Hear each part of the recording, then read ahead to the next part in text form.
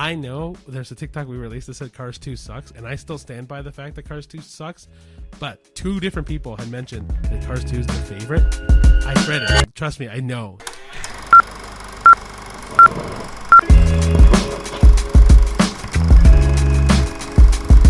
Hi, everybody. Hello. Welcome to the A-List Admission, the newest episode of Yeah. the A-List Admission. We're not doing the numbers anymore because we'll lose track at one point and say, oh, this is episode 30 when it's Whatever, actually yeah. like 45 or whatever. Mm-hmm. But I hope everyone's doing okay. We're a little bit sleepy this morning. Yeah, I'm sorry. It's not your I'm like fault. a little sleepy, a little flummy. Like, Yeah. I don't know what. Last night we went to go take a nap, and then we just woke up at almost 4 a.m. both of us. So, yeah. That's okay. We'll make it work. Yeah. Anyway, I'm trying to think. Oh, yeah. So today is our Oscars episode, but of course we're going to review 2 movies beforehand. Simple kind of movies. Actually, I really like the one movie for sure. Yeah. Oh, yeah. Yeah. But the first movie we watched this week was Mickey 17. Mm-hmm. Second movie was Night of the Zoopocalypse. Yes. Very different from each other. Oh, very, but- very. Well, one's a kids animated movie. The other one is very much sci-fi. I'm most excited for the latter half of the episode. The So- Oscars. Cheyenne is a big Oscar buff. Yeah, big Oscars fan, but that's the essence of this episode today. So, like, little movie reviews and then the big chunk. Well, I mean, hey, people come and watch our movie reviews anyway. But then and then I'm gonna say something later, like at the very end about something about this podcast and the podcast going forward. But yeah. Okay. Anyway, so let's go right into the movie reviews. Sorry, give us 1 second. All right. You want to do Mickey 17? I'll do Night of the Zoopocalypse. Doesn't matter. I know you really like Mickey 17. Go for it. I'll let you do Mickey 17. All right. So, Mickey 17. It is a movie by, I think it's Bong Joon-ho, or I don't know how to, Yeah, if his Bong name. Joon-ho. Joon-ho. Anyway, he directed Parasite, if anyone has ever seen that. It's an excellent Korean foreign film. Really, really good movie. Yeah, it's phenomenal. Yeah. So he directed this movie, Mickey 17. It's based on Mickey 7, which is a novel by Edward Ashton. And the story follows Mickey Barnes, who is Robert Pattinson, who we both love. Oh, he's phenomenal. And he did a great job in this movie. But he's essentially what's known as an expendable. So he is made to help colonize the icy planet of Niflheim. And as an expendable, he has to do things that like normal humans wouldn't want to do. He does some like perilous tasks. He does dangerous stuff. And if he dies, he is a clone. So he gets recloned, but his next clone will have the memories from the previous clone intact. So hence Mickey 17 is the 17th clone of Mickey Barnes. What the issue is, and the essence of the movie, is that the 17th clone should have died, and they make the 18th Mickey. But the 18th Mickey and 17th Mickey are both alive and fairly well. So they kind of meet each other, and that essentially should not happen. So 2 clones should not be living together of the same human at the same time. It leads to a lot of like existential conflict, a lot of like ethical dilemmas and stuff like that. So it's an excellent movie. It's ironically 2 hours and 17 minutes long. Oh, yeah. It also has Toni Collette, it has Mark Ruffalo, has Steven Yeun, which I know you love. He's the voice of the main character in Invincible, but I know him from Glenn as The Walking Dead. Right. And then Naomi Aki is also in it. But Yeah. those are like the main cast and the main essence of the movie. But I thought it was great. I really like science fiction anyway. We both do. And it has some dark humor in this one, which I think was really funny. It has a lot of political humor in it as well. Especially Mark Ruffalo acting exactly like Donald Trump to me in this movie. Yeah, I completely agree with you by how Mark Ruffalo acts. It's very similar to like a Donald Trump and the political nature of that. But we won't go too much into it. Yeah, I just think that Robert Pattinson absolutely steals this show. Like the lead that he does in this is just like, especially because he plays 2 different versions of himself. They're very so different from each other too. Exactly, right? And they're so different that you can really see him stretch out his acting, right? And like being able to be a very shy, timid person to a very conceited person. It's just very well done. I'm trying to think of other things. Yeah, the story of this movie I thought was brilliant too, and especially him being printed over and over or cloned over and over again. I can imagine how much of a toll that takes on a person. But yeah, I think the story is brilliant. I think it was very engaging, very interesting, and something like, yeah, we've seen clones in other sci-fi stories before, or other stories in general before, or even like having the same character play two different parts before. This just felt so fresh and so new, and it's a great take on like I don't know, like there's so many parts of this science fiction story that you've seen before, where like even Alien, for in the same respect, right, where you get planets going to another planet to colonize that planet, but things go wrong, right? Yeah, I think it was fantastic. I think the Mark Ruffalo and Toni Collette's characters were like the funniest too. Yeah, because of them being so like obsessed with each other, but also like thinking they're the bee's knees. I don't know. They were just really funny. Yeah, they were very interesting as characters. Like the entire time, I kept thinking, "Wow, if these people really existed in real life, I don't know how I could like stomach them being." 100%. It's just anyway. Just so I'll give my quick review then. Like, rating? Yeah, rating. That's what I meant to say. So mine, honestly, and I mean this seriously, I think I'm going into like 9 territory. Like I think this is like at least I'll at least give it an 8.5 because this is brilliant. I'll give it an 8. I think this is. I think so. I told this to Cheyenne as we left the movie. This might be one of my favorite movies. This might be my best movie of the year. Yeah, I know. Not me. I know I know Better Men is really good as well, but that's winning right now for me anyway. But yeah, this is an 8. Solid 8 for me. Yeah, I don't know. This is really up there. I'm gonna say 8.5 for now, but I might change that by the end of the year. Okay, because you can always change it now. No, but I'm gonna at the end of the year when we do our full wrap up of this year, I might look back and go, okay, I rated this film super highly that I shouldn't have, or this one super low that I shouldn't have, that kind of thing, right? Okay. But right now, I'm gonna say this one is 8.5 for sure. It's ironic for the next review that you're doing it because of one of the directors. Yeah. So the next movie we're going to do a quick review on is called Night of the Zoopocalypse, obviously 2025 animated comedy. The director's name, actually it's co-directed. So the first director's name is Ricardo Curtis, which is why Cheyenne made that little laugh. And then the second guy, his name is Rodrigo Perez Castro. Sorry, I'm looking down to see if I can get everything right. But it's based on a concept idea by Clive Barker.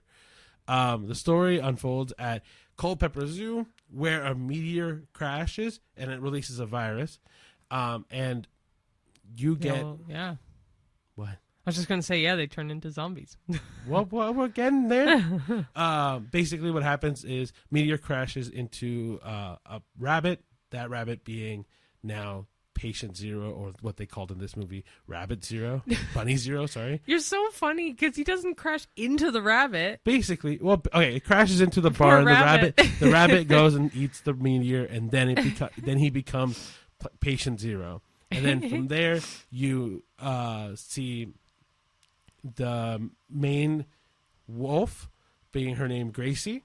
She's voiced by Gabby Cosmides. And then you get Mountain Lion, who's voiced by David Harbour. My gosh. But basically, those two lead a group of survivors, which involve a bunch of animals like an ostrich, a monkey. I'm trying to think of what are the other animals in the group. Do you remember? There was a capybara. There's a lemur. Those are like the main. Yeah, 4 or whatever in their basically, group. These bunch of survivors are trying to find a cure to stop this zombie-like goopy horde of goopy. Yeah, because they're very like liquid. Oh, fair, yeah. Yeah, like almost like a Jello. Like each zombie or each animal that becomes a zombie is very like Jello like. The whole animation's very like that. It's also the animation's very interesting in this movie. But basically, they're trying to find this cure for these zombies and save the zoo. Yeah, another thing you forgot to mention too. It's also listed as a horror, and it says it's a great introduction too for horror for kids. I completely agree, though. Yeah, like I can definitely see that. Like Night of the Living Dead, instead it's Night of the Zoopocalypse. Yeah, I kind of liked it I liked it for what it was, right? If for a kids movie that was horror, I will admit I was really tired going to the theater last night, so I was also kind of in and out a little bit. But from what I truly remember, I kind of liked it. I thought it was funny. I thought the animation was interesting and cool because I've never seen animation specifically like that in the movie. I thought it was very crappy animation. Sure. Like it was like, no offense, but it was like B-list studio producing a B-list movie with B-list actors, except for David Harbour. I've never heard of any of the other people in this movie. That doesn't mean they're not good. Oh, I'm sure they're great. I just thought it was trash. I don't think it's trash. I actually thought it was. Okay. Don't get me wrong. I don't think this is going to be even the 7 on my list, but I don't think it's trash by any means. Okay, I did not like it. I have my rating in my head, but for the movie I did not like it. I thought I have such a bad. I think every animated we've only seen like maybe 2, Dogman and this. Yeah, I think so. So it's on a downward spiral for me with animated movies. But my problem is I have such a high pedestal of movies for animation that I look on in comparison for kids' movies. This didn't cut it in the slightest. Again, I think maybe it's had something to do that it was a lesser-known studio producing this. I didn't think the animation was up to par. I thought it was a very crappy animation. I did not like it. It's an easy 4 for me. Yeah, see, this is a 6 for me. Yeah, no, I would actually give it lower, but I'm being kind enough to say 4. So the reason why I'm giving it a 6, truly, though, is like the animation reminds me so much of the newer kind of animation that's coming out now. Like, if we take the Teenage Mutant Ninja Turtles movie that is recently, not like that. The difference being is that this is more the dimensions of the characters are different, right? So like you still get this like very like kiddish comic booky kind of style. That is not comic booky style. This movie. I don't know. This movie, for me personally, this movie is a different type of animation that I have not seen where they've exaggerated certain features. Sure, I'm not going to sit here and tell you every character that was in there I liked the look of, but I still think that the animation style was cool. It's the same animation vibe as VeggieTales for me, and I love VeggieTales, but that is really crappy animation. I disagree. That's great. I am just saying it's crappy animation, and I think it's along the same line as this. But I do like VeggieTales. Night of the Zoopocalypse I didn't like. Yeah, but I also don't think saying that the actors are like, oh, I've never heard of them. I know you said that. No, I'm just calling them B-list actors because it's a B-list movie for me. That's fair. The whole thing about it. I don't know. I honestly think this is slept on. I think that like this will be. It's also, I think, purely Canadian, which is another. Like, I get that that's the essence of movies, but I think that also, I don't know. I think Canadian-made movies aren't as great as they could be. I completely disagree with you. That's fine. I think a lot of Canadian-made movies are good, or Canadian-made shows are really good. Mm-hmm. I like the Red Green Show. Sure, but like I'm just trying to say, like, just because something is Canadian, because like think about it. Oh no, I could say that about, I don't know, France or the States or whatever. Like it just because it's a blank movie. But you literally just said because it's Canadian. I know. But it also, this wasn't released in the States as far as I know. That doesn't matter. No, I'm just saying. If it was a worldwide release or a North American release, I find that the animation's better. I disagree. Okay. Because I've also seen some really badly animated movies. Like, think about Dogman.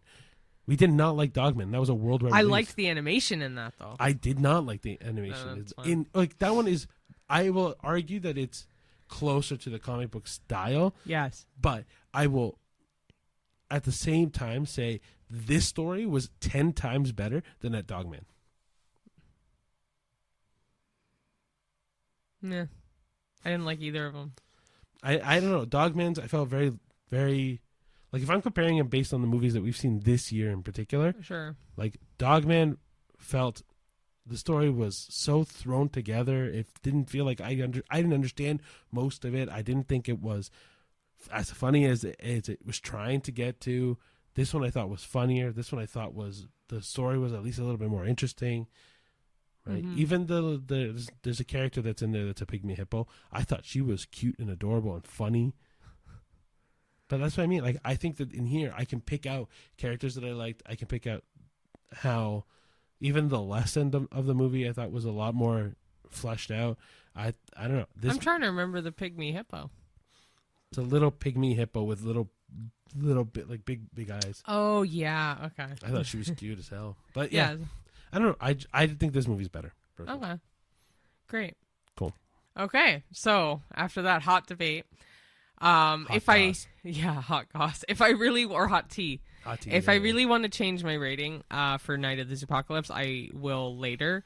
For now, I'm leaving it at 4. I don't want to be too mean, but Well, I also want to be a real rating. Fuck it. I'd give it closer to a 2 than a 4. Okay, so like I told Cheyenne when we did Mickey 17, I will give my proper rating at the end of the year when we go through every movie that we've seen and all that stuff. Cheyenne's rating for Night of the Zoopocalypse might increase. It may might decrease. go. You never know. I'm currently changing it to a 2. So- it may go to 2.5. We'll see. It may go to a 5 at the end of the year. You never know. That's considering my original rating was a 4. I doubt it's going to go up. But anyway, so mine is a 6. So if Okay. because we're competing, Cheyenne doesn't think it's any good. I truly think it's good. So your ball. Like, if you think that I'm more right than Cheyenne, so be it. But Yeah. I will say the animation is just a little bit weird. yeah. Cool. All right, Oscar time. Hey, okay. So the Oscars were on March 2nd. So obviously that is on a Sunday. We usually film on Saturdays. So we had mentioned that today would have been the day to do the Oscar review or like talk about the Oscars. Yeah, so sorry we're a week and like 3 days behind. But it had to do with the timing of our filming Yeah. schedule. So yeah, anyway, it took place at the Dolby Theater again. like I don't know if it's consistently Dolby Theater. It has been for the last little while. I think the only time it changed might have been the pandemic, but I think it's been in maybe a couple different but places. like always, if me and Cheyenne screw up anything along this path, it's up on the screen in text. Yeah. Anyway, Conan O'Brien hosted. Actually, thought he did a really good job. But he was funny, but he was very professional. Like it. Obviously, he does his roast, or like all the hosts do their roast for the people in the audience. But I thought he did a really good job with that too. So apart from this, I fucking love Conan O'Brien. I think he's funny. I think he's engaging. I also think he was very taboo this time too. Like him going, "Oh, we're halfway through the show. Now it's time for me to call Drake a pedophile." Oh yeah, no, like I thought stuff it was like that. great. It was really, some of the stuff he threw out was really funny. So yeah, if you don't really know what the Oscars are, they are a ceremony that takes place every year that showcases outstanding achievements in film, whether it's cinematography, sound editing, sound mixing, song scores, pictures, and then people all part of it. It's a great way to celebrate all the behind the scenes people as well that make the movie what it is you see on the screen. So when it's the 2025 Oscars, it's everything in 2024. There you go. So Yeah. I was worried Cheyenne missed the part, so I was getting ready, but no, she got it. She got it. I love the Oscars. I've tried to watch them every year that I've known to watch them. I got to see like Leo DiCaprio's first time ever winning an Oscar for great. The Revenant. Oh my goodness. Or like Colin Firth when he won for The King's Speech. Little moments like that. I remember my mom and I getting so excited for that too. Just, I feel like it's very rich people winning rich things. Like it is very that. But out of all the Oscar this year, out of all the award ceremonies, I like the Oscars the best. I agree. Although I do like the Golden Globes as well because that one covers movies and TV, which I like. But yeah, there were some very notable highlights for this one. There's also almost an EGOT, but whatever. Anyway, Yeah. Cynthia Erivo was so close. Anyway, so the first notable highlight is Latvia won their first Oscar, which is awesome because anytime a whole country can finally win one Oscar or win an award means that you can tell the film is expanding outwards. Yep. And so they won for the animated movie Flow. Yep. Yep. They won for Best Animated Feature Film, which is amazing. Yeah. The movie called Anora, which we actually haven't watched, and I don't even know where to watch it. That's the other thing. We are going to watch it because especially because of the Oscars too. Yeah, but that was the big winner of the night. It won 5 awards, including Best Picture, Best Director, Best Actress as well. Mickey Madison, is it? Mickey Madison is the actress. Yeah. She won. Sean Baker won for Best Director, which we'll get into him a little later too. Yes, loved him and one of his speeches. But Adrian Brody also won again, second time around, for The Brutalist for Best Actor. Funny enough, both movies he has won Best Actor for, they're all like The Blank. Oh, the Pianist and then The Brutalist. This is the one award of the night I was not happy with. Why? I don't think he deserved it. We haven't seen the movie. True, but knowing that we'll get into it when we talk about best actor later. Okay. But yeah. Okay. Well, anyway, Zoe Saldana, which I've always said Zoe Saldana, but apparently it's Saldana.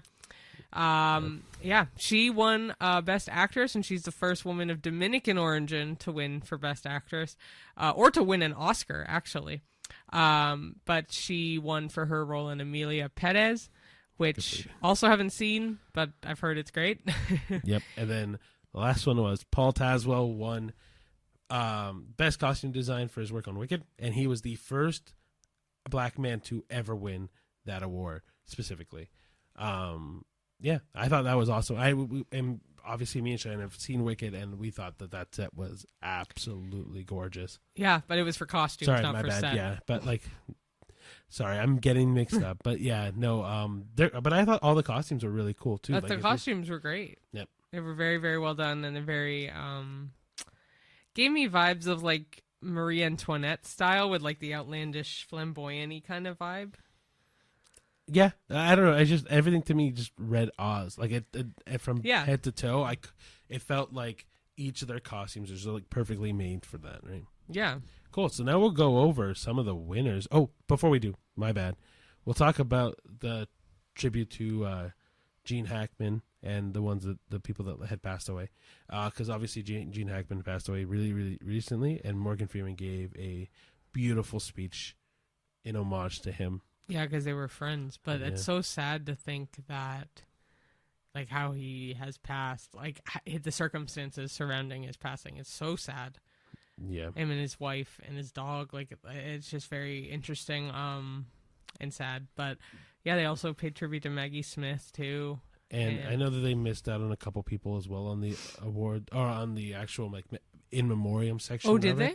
Yeah. So, like, one woman that had passed away, I don't remember her name. I'll put it up on screen. They did this last year, too. They missed a bunch of people. Yeah. Well, they missed, I know her last name is Daughtry from, it's not Gossip Girl, is it?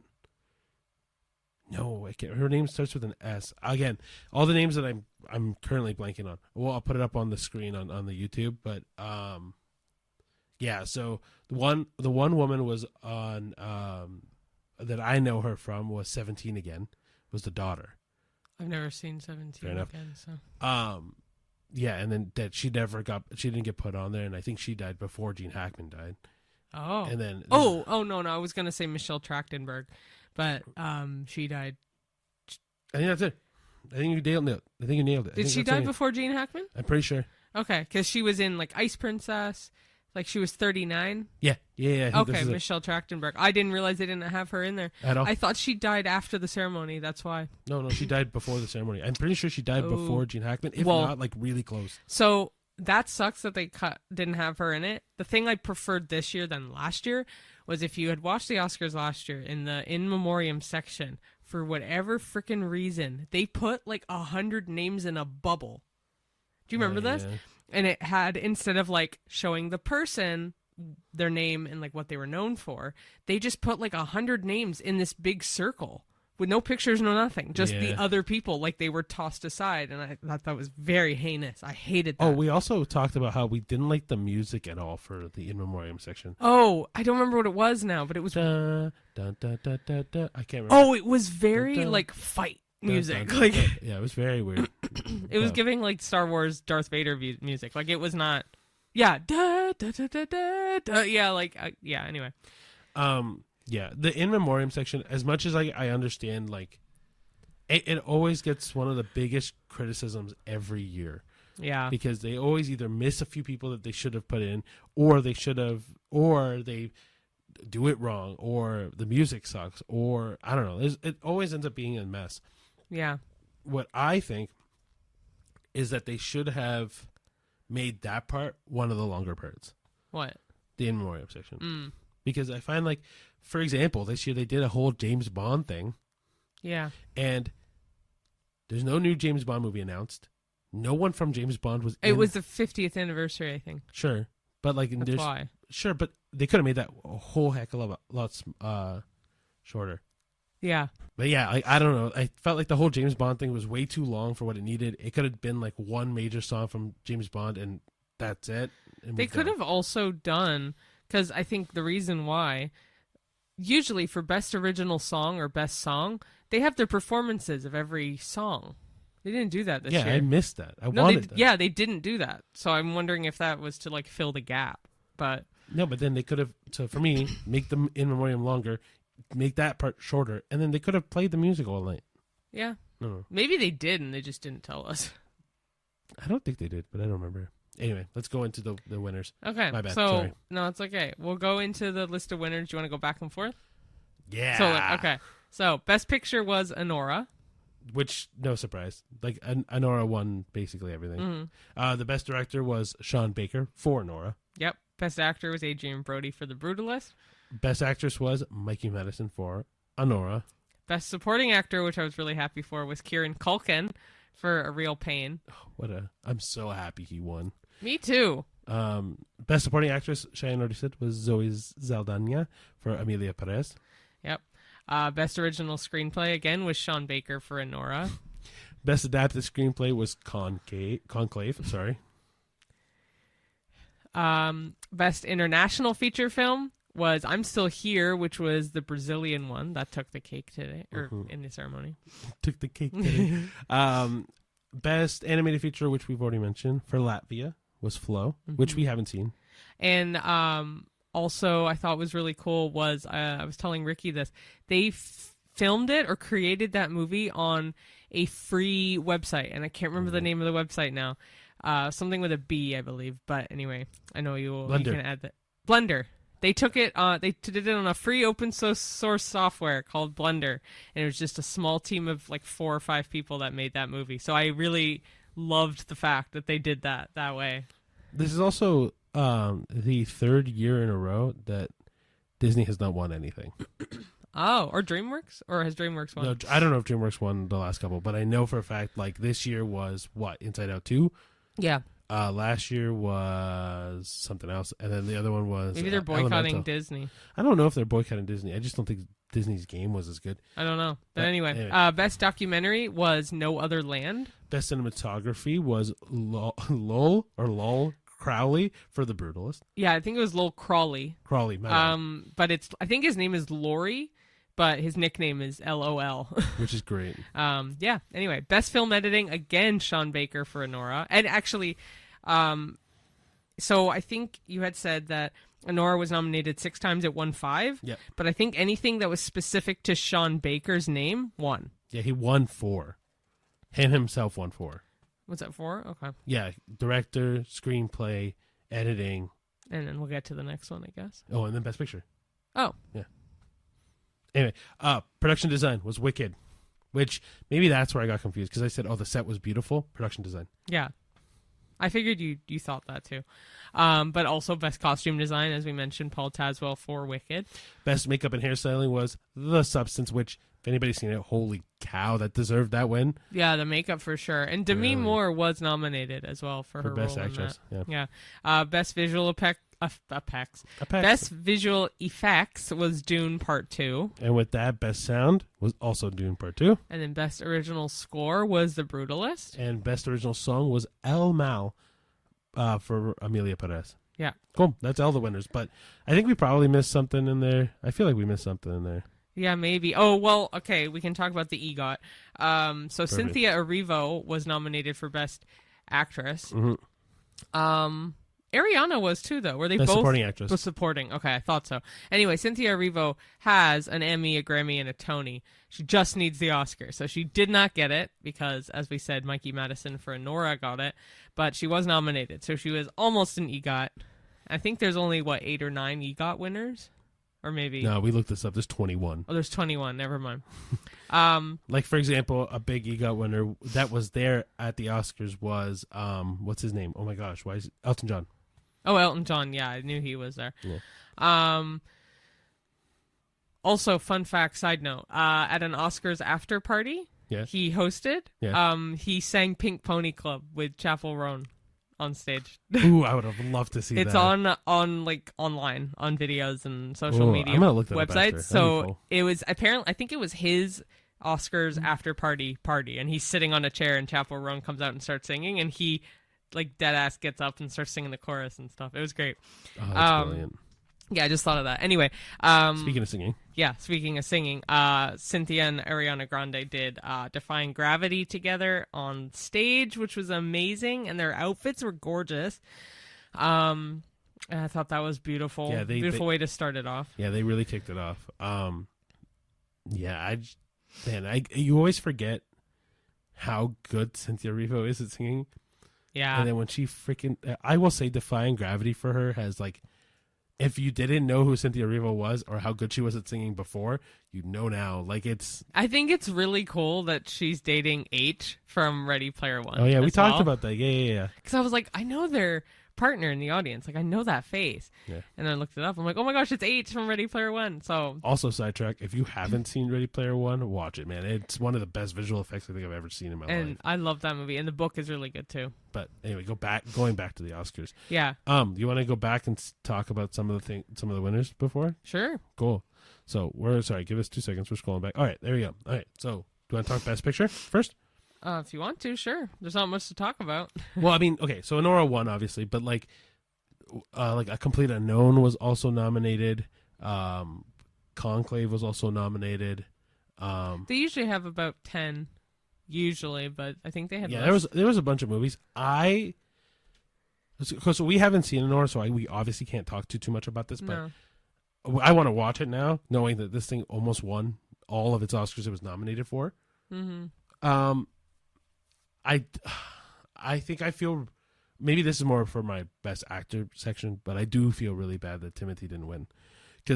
Oh, man, Timothée Chalamet, I was so upset he didn't win, actually. All right, let's skip the Best Actor. So, he was obviously nominated for Best Actor with Ralph Fiennes as well for Conclave, and I think both of them deserved that Oscar more than Adrian Brody did. I, again, can't say he did or didn't, because I have not seen the movie. So... He might have been absolutely fantastic. We don't know. But to me, this is the big thing that has killed me in terms of... Because I know this is the one thing I know, and when we talked about possibly watching The Brutalist before during this year, was he couldn't do the English accent enough, so they used AI to help him do it in English really? accent. Yes. That's what I heard. Okay. So the fact that the guy who couldn't do an accent won an Oscar when... Timothée Chalamet, for example, took 5 years to prep, sing, learn, all of it, and then didn't win, blows my mind. See, I didn't know that. That's fair. But, I found that out, right? And so, for me, if you have to use a computer to help you, you don't deserve it. I knew there was some AI scandal. I didn't know what it was for. So, AI was in The Brutalist, AI was used to... fill in paintings on a museum, which isn't the craziest thing, but also bothers me because they didn't want to pay for a proper painting on a wall, right? For me, if you can spend even if you can pay a rookie artist $100, $200, whatever, pop it on the screen on the screen, you at least give that person some visibility. But no, they used AI instead. And then two, I know it's Adrian Brody, but I'm pretty sure there's more that could not do certain accents, and so they used AI to assist them in doing those accents. Oh. Which is crazy to me, because I'm like, and I found this out too because, for example, when the next Avatar movie comes out, Avatar Fire and Ash, I'm pretty sure it's called. The one thing that James Cameron is putting at the beginning of his movie is that this movie was not made with the assistance of AI. Which I'm glad. But he's doing that because of The Brutalist. The Brutalist has put AI into their movies now. Right? And it won. The main actor won who used AI, which is bullshit to me.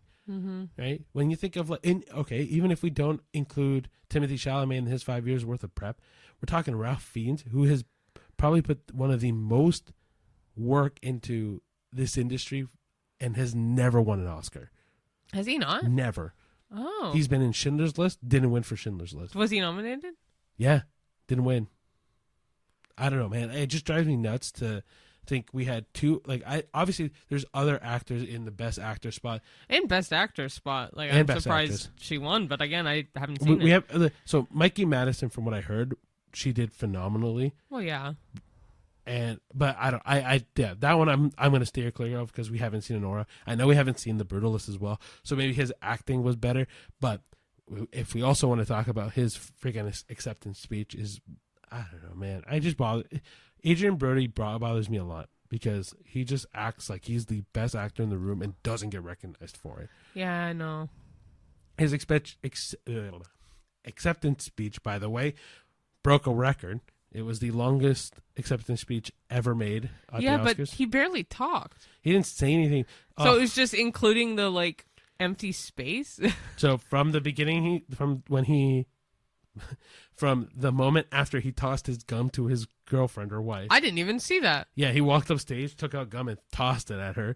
Oh, okay. And she ran up and caught it, which people are bashing him for. I don't think that's the craziest thing. He has a lot more to be bashed at.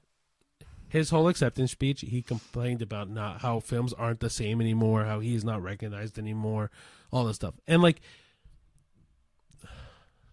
I know he's had his share of controversy for other stuff, but man, the way that speech came off was so pompous and full of himself. Mm-hmm. And him even going, no, shut the music off. I've been here before. I know how it works. No, the music is to cut you off. Yeah, I know. I understand that you're feeling your moment right now, but how many other people that have won an Oscar that night had to be pushed off from music? Yeah, I know. But anyway, Mikey Madison, she was also in Once Upon a Time in Hollywood, correct? Yeah, there's actually a bunch of actors and actresses that are famous now that came from that movie. Oh, no way. Like Sydney Sweeney came from there, and she's really popular right now. I'm pretty sure Austin Butler was in that as well. Obviously, Mikey Madison. The girl from The Substance, was it Margaret Qualley? Qualley. I think it's Qualley. She was also in Once Upon a Time in Hollywood. She was nominated, I think. Yeah. Demi Moore was for sure, but I don't know if Margaret... Margaret Qualley was doing one of the acts for the James Bond memorabilia thing. Yeah. She has a very expressive face. Does she? Yeah, I don't know. I don't know. She did a good speech, Mikey. I was, again, going to Kieran Culkin. I was super happy he won. I'm kind of sad Jesse Eisenberg didn't win. Oh, for Best Original Screenplay. Yeah, I mean, obviously Sean Baker won, and I'm really happy he won too, based off his speech that he did. But yeah, I agree with you because I think because again we haven't seen A Real Pain, but I've heard amazing things from it, and that one's on Disney Plus, so we can watch that one.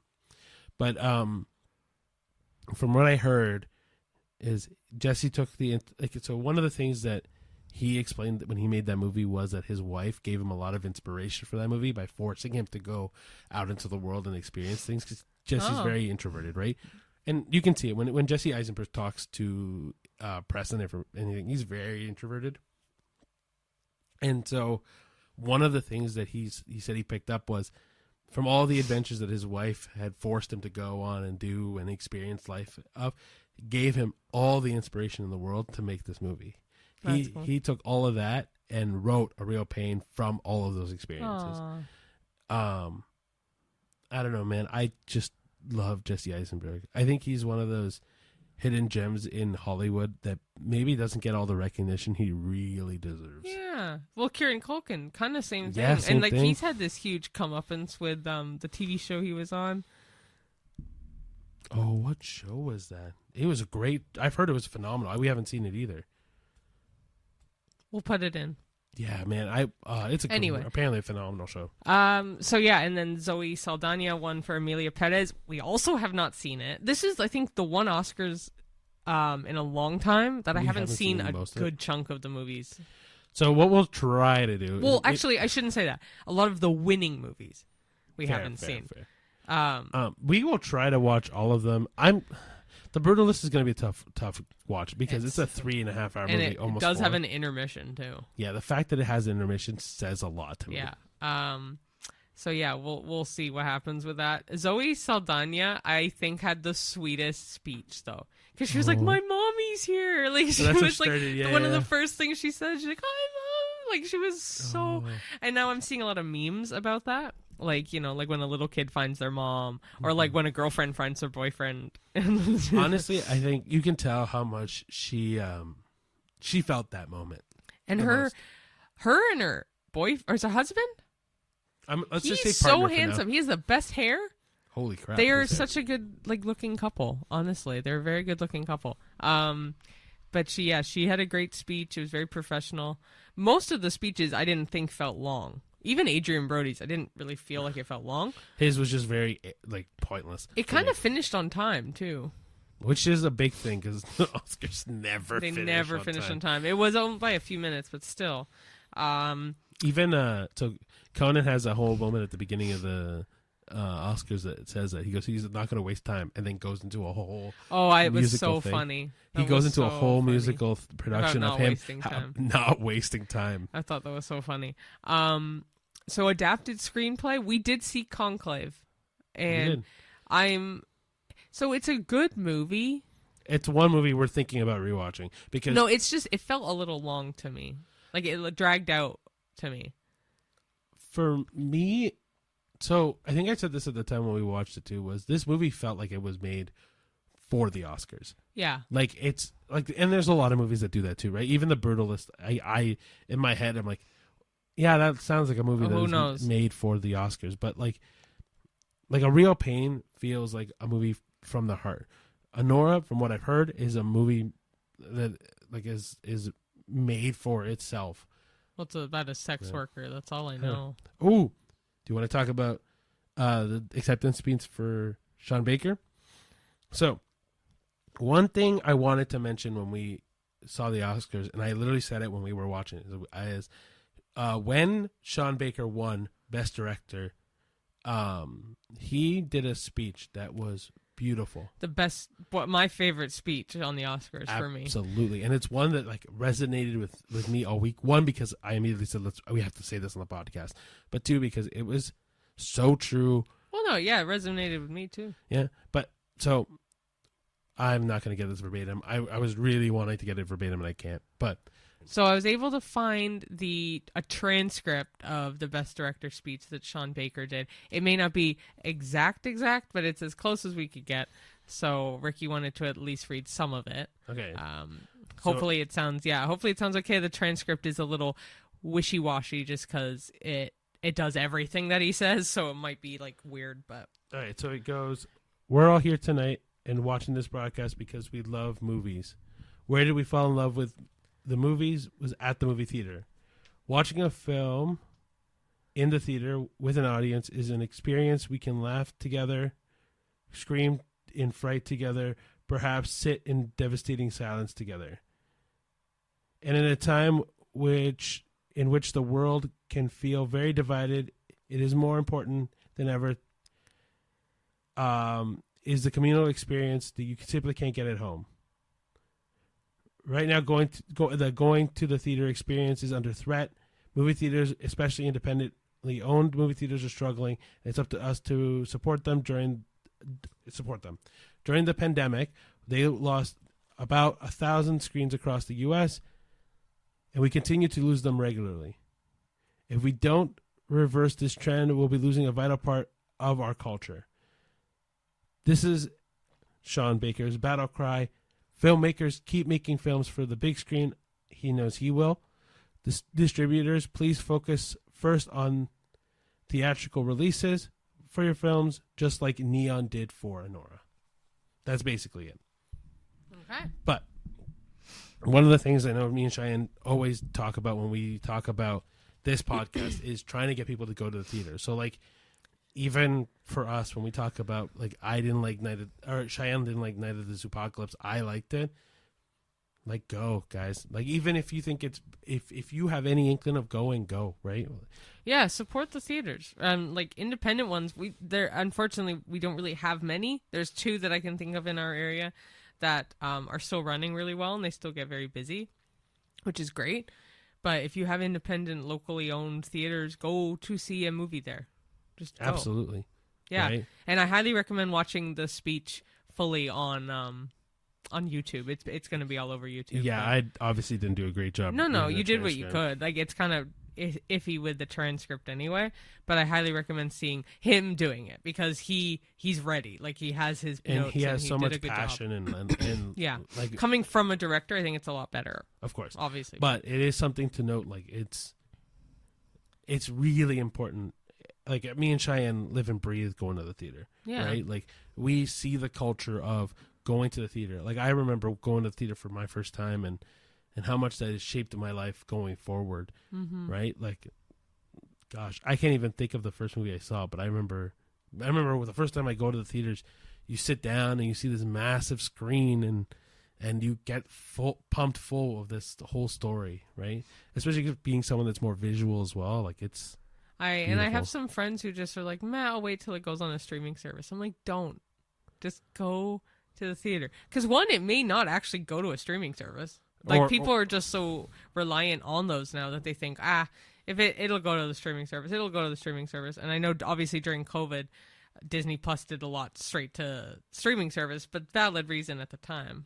I don't know. Even people got it, like, what's her name? Scarlett Johansson got sued Disney because of that. What? Because it never had a theatrical release. What movie? Black Widow. Oh. She sued them because she was supposed to get a certain percentage of the theatrical she profits. did it for money. Well, but still, it's still a thing to keep in mind, right? Like, people get paid when they go to the theater. People don't get paid when they go to a streaming service. Companies take more money from a streaming service than they do when they go to theatrical release, right? Like, even in the theater, people don't get paid when all the people that work at the theater don't get paid. Then when you go to people who get distributing rights and all these other people, you get more money by putting it in the theater first and then going to streaming than doing it straight to streaming. True. Yeah. Yeah, he had a great speech, so I highly recommend watching it. But overall, yeah, the Oscars were pretty, like, they were decent this year. Like, they were. I've seen worse. I've definitely seen better. But yeah, definitely better. I think if we have seen more of these movies, I think maybe we would have been like, oh yeah, this makes sense, but maybe, but yeah, you can always watch highlights on YouTube if you want. But yeah, definitely look into Sean Baker's director's speech, acceptance speech. And if you want to see a bad speech, go to see Adrian Brody's speech. True. Yeah, that brings us to the end of our podcast. So one thing I wanted to do, I kind of hinted this at the beginning, but this is more for, because I make the TikToks, the Reels, the YouTube ones. And I really appreciate it. Yes, but that's not my point. And Cheyenne does the Pop and Flop series. They're not really that hard to do. They're not, but they're fun. I like them a lot. I think it's a cool thing right when we finish watching the movie to do a quick little, like, it's actually fun because I have a lot of friends who watch those almost religiously. They're like, oh, but you popped that one, or like, and I'm like, what? And I'm like, oh yeah, the Pop or Flop. So yeah, it's kind of like, I don't know. I like both versions of it.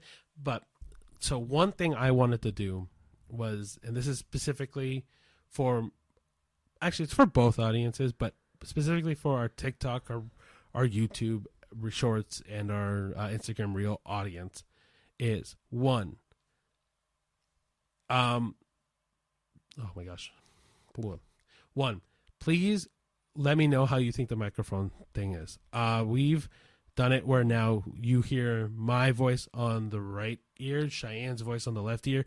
You can hear both in both ears, but like primarily Cheyenne's voice is in one ear, mine is in another. I want to hear feedback. I want to hear if it's good or bad. Yeah. Please let me know on TikTok, on Instagram, on YouTube, or whatever. You can leave a comment, like even on Spotify. If people have been listening to this on Spotify, please leave me a comment. I want to know how it goes. Yeah, because it's different from the normal way. Yeah, a lot of people. So what we're doing is recording in mono. So Cheyenne is in one ear, I'm in the other. We can do stereo where we're both in both ears, but that's also very standard for a lot of people. And I do anything I can to try to make us stand out. And so us recording in mono is a cool way that I've not seen other people record. So and also too, it works well if you're driving in a car, because I always think of podcasts as like something I would put on when I'm driving. Sure. So the audio is a cool mix, mono. But I could also understand stereo being better because I, for one, just use one headphone.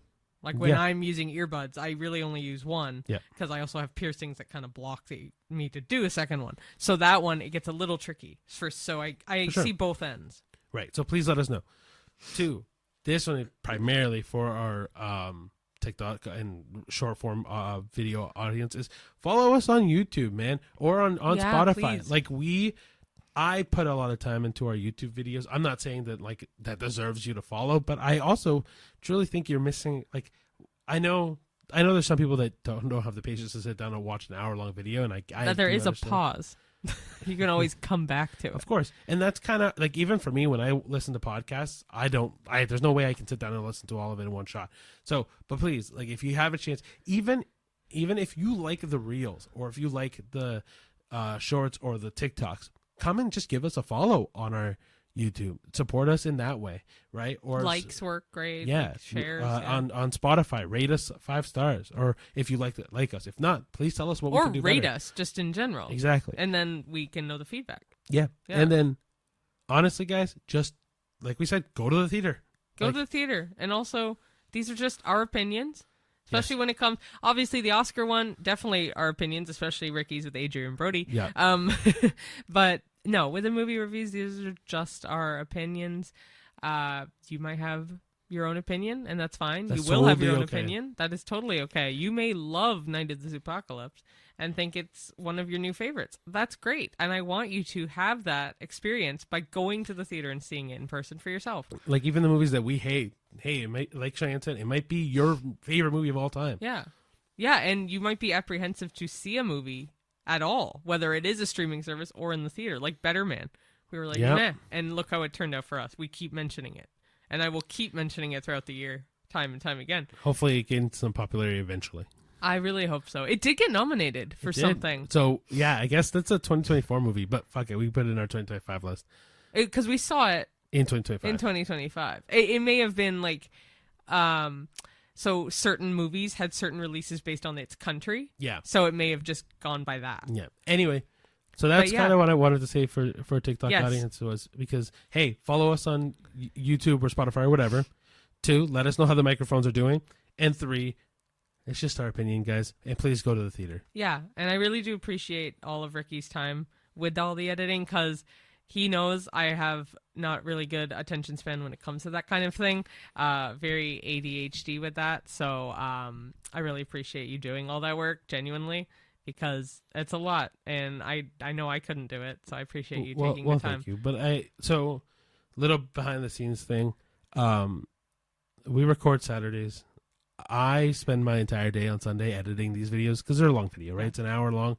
Plus, and I work on Sundays usually at my job. Right. So and yeah, that's the other thing. Me and Cheyenne have our main jobs apart from this because this doesn't make us any money. So manifestation. Yes, let's hope by the end of this year we can start seeing some ad revenue, but we'll see. Yeah. But the idea is truly just to kind of get our voices out and show how much we love movies because we do really love movies. Yeah. And like as much as like this podcast is fun, it's truly just to kind of get people excited to go to the theater. Yeah. And the amount of people we've had that's been like, oh, what do you recommend right now? And we're like, well, we've seen this, we've seen this, we've seen this, we've seen this. And they're like, wow, you've seen a lot of movies. Yeah. And but we love what we do. It's a passion project.